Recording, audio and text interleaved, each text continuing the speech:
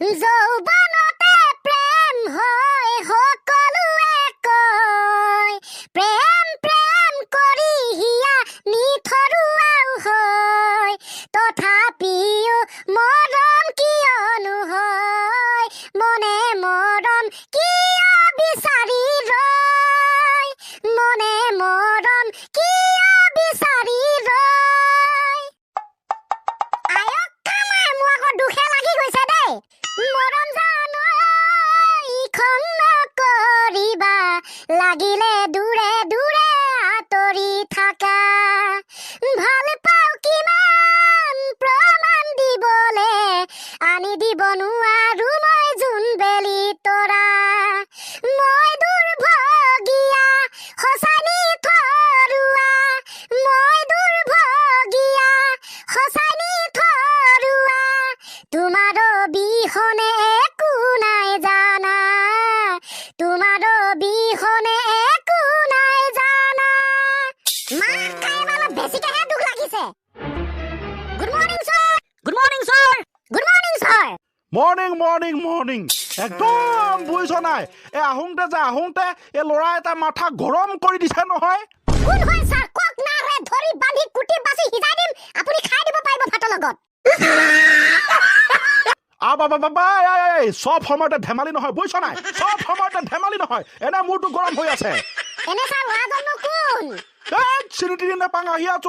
ওচৰৰ পৰা ভৰাংকে একদম ভৰিটো ওচৰৰ পৰা বাইকখন লৈ গৈছেগে নহয় স্পীড মাথা চাথা গৰম হৈ গৈছিলে মোৰ ইমান স্পীড চলাই নে বাৰু অলপ লাহে লাহে চলাব লাগে নেজানে সেইটোকো কথাটোতো ছাৰ আপুনি ঠিকে কৈছে কিন্তু সেইটোক আমি ফুটনি বুলি ক'ব নোৱাৰিব পাৰোঁ দেই কি জানি ছাৰ তাৰ হাগা ওলাইছে গু ওলাইছে টানকে সেইকাৰণে স্পীড ঘৰলৈ গৈছে হাগিবলৈ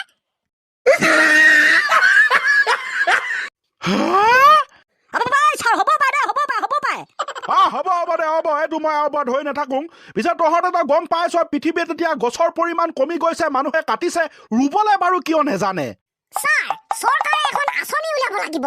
চৰকাৰে এই যিবিলাক মানুহ এনে ঘৰত সোমাই থাকে মদাহীবিলাকক দিব লাগিব এটা আঁচনি বোলে ক'ব লাগিব আপোনালোকে প্ৰত্যেকে এজোপা গছ ৰুৱক মতে বটলে বটল দিম তেতিয়া সকলোৱে ৰুব ছাৰ গছ তই ঠিকে ভাবিছ দেই ঠিকে ভাবিছ আউনো ছাৰ 10 জোপা গছ ৰুলে মোৰ 10 বটল পাব ইয়াতকৈ কি ইণ্টাৰেষ্টিং কথা লাগিছে কথাটো ভাবি চোৱা উচিত বঢ়িয়া ছাৰ আজিকালি যে আপুনি কথা এটা গম পাইছে নাই বোলো কি কথা আজিকালি যে ছাৰ বহুত মানুহে মোবাইলৰ ভিতৰত ফেচবুক ইনষ্টাগ্ৰাম সেইবিলাকত ঘৰ বনাই মেলি বংশ বৃদ্ধি কৰিছে নহয় মই বুজি নাপালো ফেচবুক ইনষ্টাগ্ৰাম এইবিলাকত কেনেকে বনাব ফেচবুকে হোৱাটছএপে ইনষ্টাগ্ৰামে ইটোৱে সিটোৱে কথা পাতিছে ভাল পাইছে বিয়া পাতিছে ঘৰ বনাইছে বছ হয়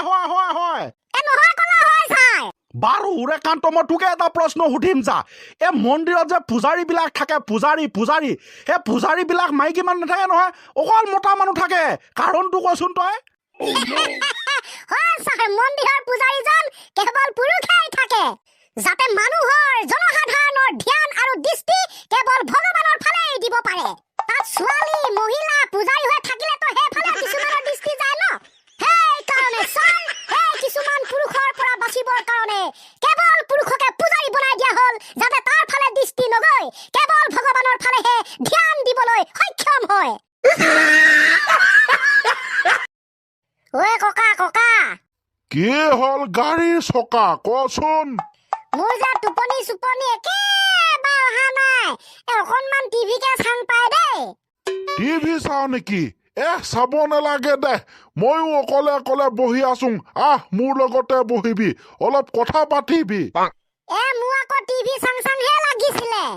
সদায় টিভিখন চাই থাক আছোন না মোৰ লগতে আজি কথা পাত আচ্ছা হ'ব তেনে ককা ক মই শুনি আছো